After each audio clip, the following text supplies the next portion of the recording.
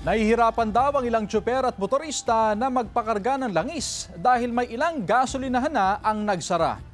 Yan ang balitang tinutukan live ni Jasmine Gabriel Galban. Jasmine? Chris, bukod sa transport sector, apektado na rin ang patuloy na pagtaas sa presyo ng produktong petrolyo ang ilang gasoline operators sa probinsya ng Pangasinan.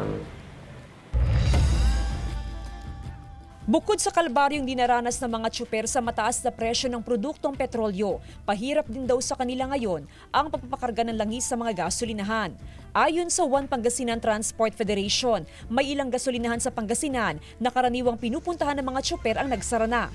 Kaya't kinakailangan pang maghanap ng ibang gasolinahan na medyo mababa ang presyo. Yes, meron kami mga nadadaanan na mga gasoline station. Hindi na ako mag-mention ano. Yes, may mga talagang na may mga lubid na yan na parang ano nila, hindi na makakapasok yung mga sasakyan. So sa tingin namin, sarado na yun. Gabi nung Lunes ng nakaraang linggo nang maubos ang supply ng petrolyo sa gasolinahan na ito sa Mangaldan, Pangasinan. Kaya pansamantalang nagtigil operasyon simula pa nung nakaraang Martes.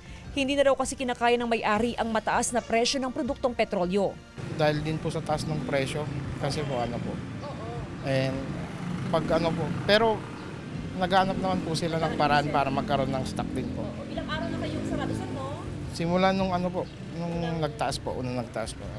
Kanya-kanyang diskarte ang ilang jeepney driver para kahit papaano ay kumita pa rin sa kabila ng mataas na presyo ng produktong petrolyo. Kagaya ni Mang Paulino, dahil sa kanya naman ay pinapasadang jeep, sa hapon na lang daw siya bumabiyahe kung kailan maraming pasahero. Mahirap daw kasi makipagsapalaran na bumiyahe maghapon. Yun talaga ang opportunity na lang, nakita ko opportunity para legal ako na makapamasada.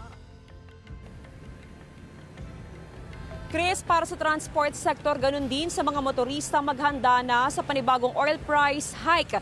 By next week, sinilabas na projected fuel price hike ay magkakaroon ng 14 hanggang 14 pesos and 50 centavos na pagtaas sa kada litro ng diesel habang 7 pesos hanggang 7.50 naman sa kada litro ng gasoline. Samantala, patuloy ang panawagan ng One Pangasinan Transport Federation sa national government na maipamahagi na yung fuel subsidy para naman sa mga driver at operator. Chris?